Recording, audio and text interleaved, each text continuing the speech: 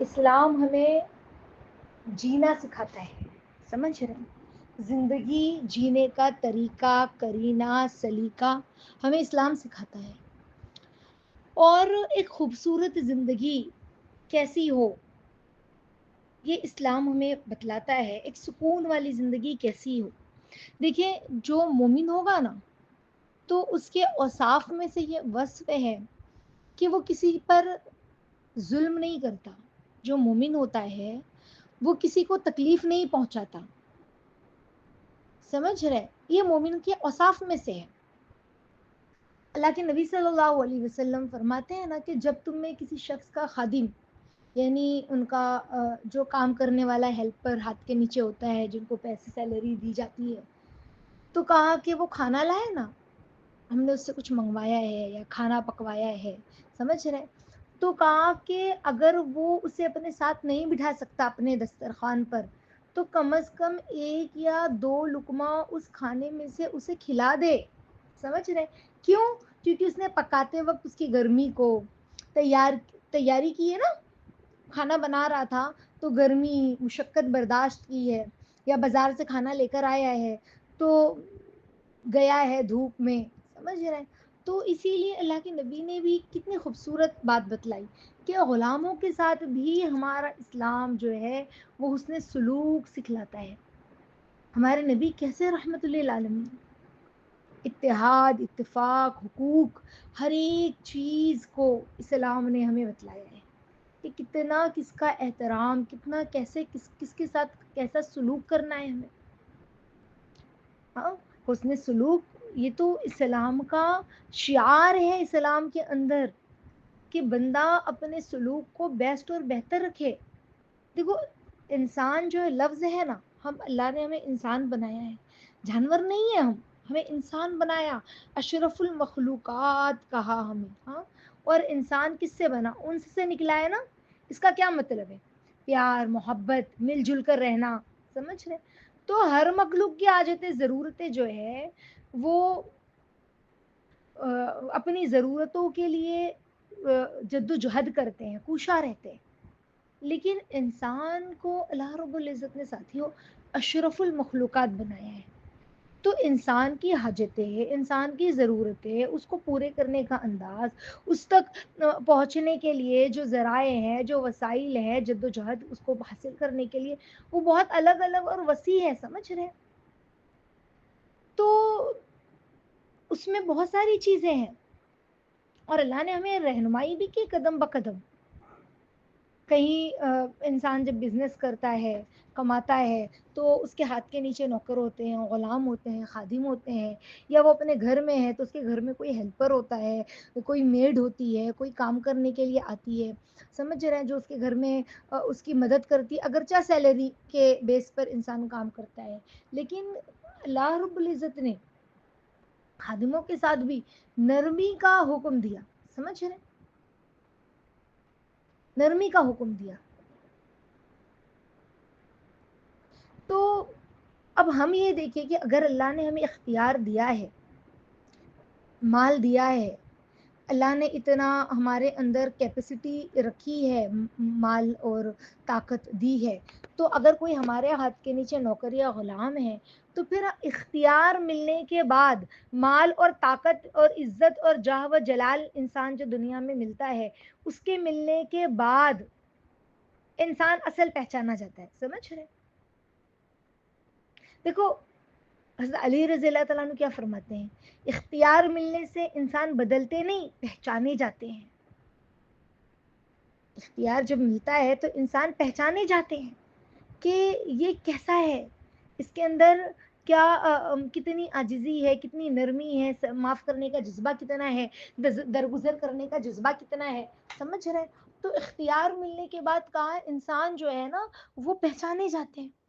تو ایک صحابی اللہ کے نبی کے پاس سے کہا، یا نبی اللہ، میرا غلام جو ہے خدمت جو کرتا ہے، خادم جو ہے، وہ اگر غلطی کرے تو میں کتنی بار معاف کروں؟ تو اللہ کے نبی خاموش رہے۔ پھر کہا کہ نبی اللہ بتائیے نا کتنی بار معاف کروں؟ تو اللہ کے نبی خاموش رہے۔ تو نبی اللہ بتائیے نا کتنی بار معاف کروں؟ تو اللہ کے نبی خاموش رہے۔ جب چوتھی بار پوچھا نا، یا تیسری بار غالباً، تو اللہ کے نبی نے فرمایا 100 مرتبہ، दिन में 100 मर्तबा माफ करो। इंसान है ना वो भी, उससे भी गलती हो गई है, तो उसको झिड़कना, उसे चिल्लाना, गुस्सा करना, है ना, उनकी इंसल्ट करना, जो हमारे हाथ के नीचे हैं, ये तो बहुत बुरी चीज़ है। तो अपने गुलामों को वही खिलाओ, अल्लाह के नबी फरमाते हैं, जो तुम खाते हो, और वही पहनाओ जो तुम खुद पहनते हो। क्या मतलब? यानी सड़ा हुआ खाना, एकदम बासी बचा हुआ खाना, हमने वो गुलामों को खिला दिया। जो हम खुद नहीं खा सकते, वो कैसे किसी को दे सकते हैं हम? जैसे मिसाल के तौर पर रात में सालन बना था, कोई बिरयानी बनी थी, कोई पुलाव बना था, अब वो बच गया तो दोपहर में हम खा सकते हैं वो? हम नहीं खा सकते, हम खुद गरम करके खा लें। अगर हम खुद गरम करके नहीं खा सकते तो हम अपने गुलामों को क्यों दे रहे हैं वो खाना, कि वो बासी है तो वो खा लें? होना तो ये चाहिए था कि हमने ताज़ा खाना बनाया था, तो उसमें से थोड़ा उनको निकाल के दे देते। लेकिन जब बासी बच गया तो वही हम दे रहे हैं उनको, बजाय ये कि हम खुद खा लेते। समझ रहे हैं? तो ऐसा नहीं है कि एकदम फटा हुआ, गला हुआ कपड़ा हमने उनको दे दिया। होता है ना कि हम नए अच्छे कपड़े तो दे नहीं रहे, लेकिन जो हमारे कपड़े घिस गए हैं, जो फेंकने के लायक है, जो पोंछ कर हम फेंक दें ऐसे कपड़े हैं, उसका कलर भी उतर गया, वो घिस भी गया, नक्शे-निगार भी घिस गया, अब हम कह रहे भई ये तुम रख लो। खुद हमने इतना पहन लिया, अब कह रहे ये आप रख लो खादिम को, काम करने वालों को। तो इस्लाम हमें ये नहीं सबक देता। समझ रहे हैं? तो समझ गई आप लोगों को? पता नहीं जो हम खा रहे हैं, जो हम अपना अच्छा खाते हैं उसमें से ही थोड़ा गुलाम को दें ना, जो अच्छा पहनते हैं उसमें से थोड़ा अच्छा गुलाम को दें। तो दीन इस्लाम जो है ये हमें किस चीज़ का दर्स देता है? सुलह रहमी का दर्स देता है, मोहब्बत का दर्स देता है, इख़वत का दर्स देता है। समझ रहे हैं? उनको मारे नहीं, उनसे मोहब्बत से पेश आए, उनको ताना ना दे कि भई तुम लोग तो ऐसे ही हो, तुम नौकर तो ऐसे ही होते हैं, तो तुम गरीब हो तो तुम्हें बहुत ज़्यादा, बाज़ लोग देखो इस तरह से भी गरीबों को है ना टॉन्ट करते हैं कि तुम गरीब हो ना, तुम्हें बहुत चर्बी है, तुम्हें ये है, तुम्हें वो है। ये जो लोगों की लैंग्वेज है मैं वो आप लोगों को बतला रही हूँ। तुम लोगों को ऐसा है, वैसा है, उनके मुँह पे ही फटकारते हैं, उन्हें बुरा-भला इस तरह से कहते हैं।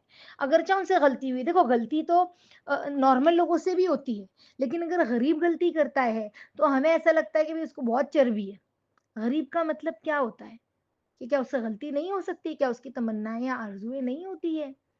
हाँ, तो इस तरह से उसको ताना देना और इस तरह से ज़लील करना चेहरे पर किसी के मुँह पर, तो क्या होता है? दिल नहीं दुखेगा उसका? हाँ, कितना उसका दिल रोएगा कि काश आज मेरे पास भी 4 पैसा होता तो लोग मुझे इतनी बातें नहीं सुनाते। समझ रहे हैं? तो शफ़क़त, अल्लाह के नबी ने शफ़क़त से पेश आए। अल्लाह के नबी सिर्फ़ इंसानों के साथ नहीं, बच्चों के साथ भी और जानवरों के साथ भी शफ़क़त से पेश आए।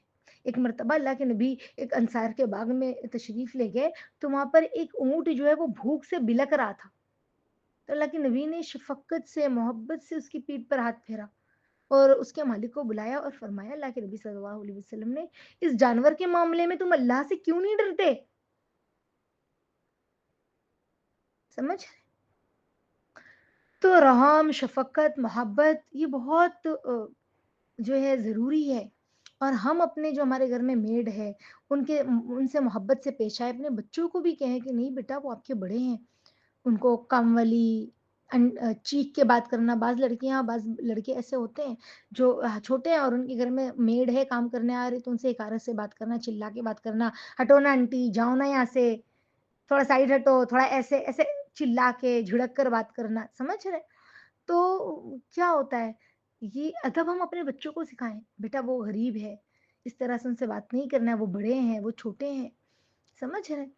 तो उनकी मदद करना, उनको माफ़ करना, उनको नज़रअंदाज़ करना, बल्कि हम जो सीखते हैं ना तालीम में, वो हमारे घर पर आए हैं, काम कर रहे हैं, तो काम करते-करते हमने उनको ऐसा नहीं बैठ के उनको बयान करने लगे हम, कि उनके पास तो इतना टाइम नहीं होता ना। काम करते-करते फ़ौरन निकल जाते हैं। हम अपना काम करते-करते, है ना, उनसे मोहब्बत से पेश आ रहे हैं और उनको बता रहे हैं कि पता है आज मैं बयान में मैंने ये वाला वाक़या सुना, आज मैंने मेरे नबी की ये बात सुनी, मैंने ये सुना, मैंने वो सुना। इस तरह से उनको कुछ बातें भी पहुँचाना दीन की। हक बनता है ना हमारा, जो हम सीखें वो पहुँचाएँ, जो हम सीखें वो पहुँचाएँ। सिर्फ़ सुनेंगे तो सुन-सुन कर सुन हो जाएँगे, पहुँचाना भी है इंशाअल्लाह। تو اللہ رب العزت ہم سب کو کہنے سننے سے زیادہ عمل کی توفیق عطا فرمائے، آمین یا رب العالمین۔ سیدھا ہاتھ دل پر رکھے اور دعا پڑھے۔ سنقریو کا فلا تنسى الا ما شاء الله، سنقریو کا فلا تنسى الا ما شاء الله، سنقریو کا فلا تنسى الا ما شاء الله، سبحان اللہ وبحمده، سبحانك اللهم وبحمدك، نشهد ان لا اله الا انت، نستغفرك ونتوب إليك، سبحان ربك رب العزة عما يصفون، والسلام على المرسلين، والحمد لله رب العالمين، جزا الله أن محمد ما هو أهله صلى الله عليه وسلم، اللهم تقبل دعاء وتقبل أعمالنا وتقبل قلوبنا وتقبل نيات، آمين يا رب العالمين۔ السلام عليكم ورحمة الله وبركاته۔